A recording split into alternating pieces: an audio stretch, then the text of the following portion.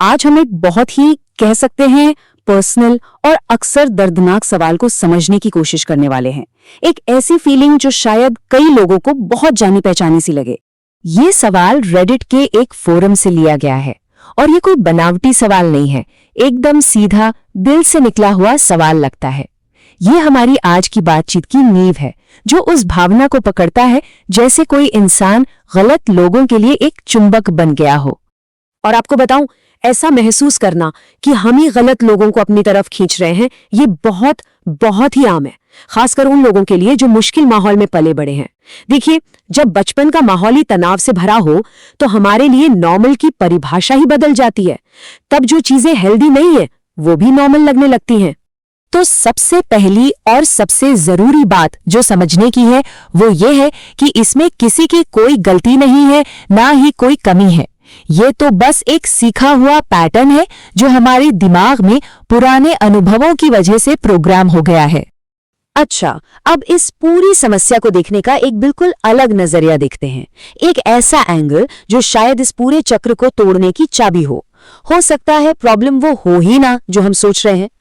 Reddit पर ही किसी ने एक बहुत गहरी बात कही। बात की शुरुआत कुछ ऐसी है कि ऐसा नहीं है कि टॉक्सिक लोग आपकी तरफ आकर्षित होते हैं, तो फिर होता क्या है?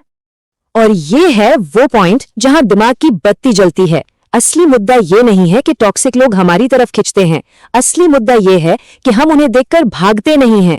जो लोग हेल्दी माहौल में रहे हैं वो खतरे को जल्दी पहचानकर दूर हो जाते हैं, लेकिन जिन्होंने बचपन से ही मुश्किल हालात देखे हैं वो अक्सर वहीं रह जाते हैं। तो मतलब इसे ऐसे समझिए, जो हेल्दी लोग हैं उनके पास एक तरह का रिपेलेंट या कवच होता है जो टॉक्सिक लोगों को दूर रखता है। पर जिन लोगों ने ट्रॉमा झेला है उनका वो रेड फ्लैग डिटेक्टर, मतलब खतरे को पहचानने वाला सिस्टम, अक्सर ठीक से काम नहीं करता। तो ठीक है, अब थोड़ा और गहराई में चलते हैं। आखिर इस पूरे डांस के पीछे की साइकोलॉजी क्या है? ये सिर्फ एक इत्तेफाक नहीं है, इसके पीछे गहरे मनोवैज्ञानिक कारण हैं जिनकी जड़ें हमारे अतीत में छिपी होती हैं। देखिए, एक टर्म है जिसे कहते हैं नार्सिसिस्टिक विक्टिम सिंड्रोम। ये बेसिकली उन लक्षणों का एक ग्रुप है जो किसी ऐसे इंसान के साथ लंबे समय तक दुर्व्यवहार में रहने से पैदा होते हैं जिसे नार्सिसिस्टिक पर्सनालिटी डिसऑर्डर है। उस इंसान के बर्ताव और मेंटल हेल्थ पर बहुत गहरा असर पड़ता है। इस रिश्ते को ना एक उलझे हुए डांस की तरह सोचिए। इस टॉक्सिक डांस के लिए दो लोगों की जरूरत होती है। एक होता है खुश करने वाला या सब ठीक करने वाला, जो रिश्ते को बचाने की हर कोशिश करता है, और दूसरा होता है लेने वाला या कंट्रोल करने वाला, जिसे सिर्फ कंट्रोल चाहिए और अपनी इमोशनल भूख मिटानी है। और यही बात उस पॉइंट को और मजबूत करती है कि हम भागते क्यों नहीं। क्योंकि टॉक्सिक माहौल ही घर जैसा लगता है। जो खतरे के संकेत होते हैं यानी रेड फ्लैग्स, वो अजीब तरह से जाने पहचाने लगते हैं, क्योंकि शायद बचपन से वैसा ही कुछ देखा होता है।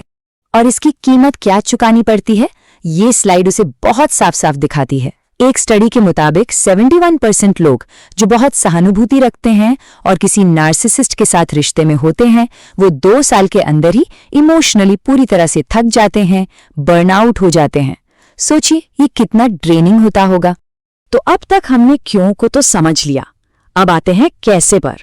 मतलब वो कौन से तरीके हैं, कौन सी हरकतें हैं जिन्हें पहचानना जरूरी है।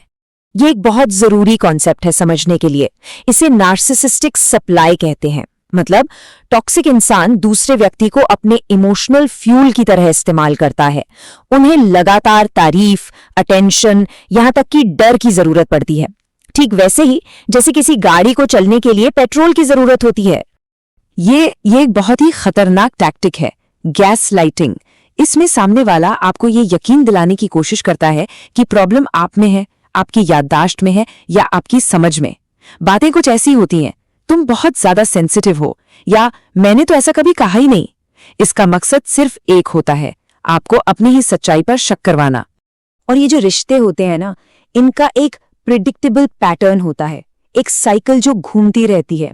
सबसे पहले वो बेहिसाब प्यार लुटाते हैं जिसे लव बॉम्बिंग कहते हैं, फिर अचानक वो आपकी कमियां निकालना और बुरा बर्ताव करना शुरू कर देते हैं, और आखिर में आपको छोड़ देते हैं। और फिर ये साइकिल अक्सर बार बार दोहराई जाती है। तो इतना सब समझने के बाद सबसे बड़ा सवाल, इससे बाहर कैसे निकले? तो चलिए अब हम सॉल्यूशन पर फोकस करते हैं, क्योंकि इस चक्र से बाहर निकलना बिल्कुल मुमकिन है। जितने भी सोर्सेज हैं, सब में एक बात कॉमन है। सबसे ताकतवर टूल है बाउंड्रीज सेट करना, अपनी सीमाएं बनाना और उन पर टिके रहना खुद को बचाने का पहला और सबसे जरूरी कदम है। रेडिट पे किसी ने इसे बहुत ही सीधे शब्दों में कहा है, बाउंड्रीज सेट करो और कचरा अपने आप बाहर निकल जाता है। इसका मतलब यह है कि बाउंड्रीज एक फिल्टर की तरह काम करती हैं। जो हेल्दी लोग होंगे वो आपकी बाउंड्रीज की इज्जत करेंगे और जो टॉक्सिक होंगे उन्हें ये पसंद नहीं आएगा और वो खुद ही दूर चले जाएंगे। तो अब सवाल आता है कि एक्शन क्या लेना है। ये एक तरह का एक्शन प्लान है जिस पर काम शुरू किया जा सकता है। रेड फ्लैग्स को पहचानना, अपनी गट फीलिंग पर भरोसा करना, चाहे वो लॉजिकल ना भी लगे, और हाँ, अपनी देखभाल को सबसे पहली प्राथमिकता बनाना बहुत जरूरी है। और हम इस पूरी बातचीत को एक बहुत ही दमदार सवाल पर खत्म करेंगे।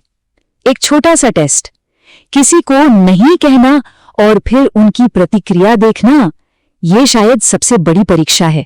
उनका रिएक्शन उनके बारे में बहुत कुछ बता देता है और ये हेल्दी रिश्तों की तरफ आपका पहला कदम हो सकता है।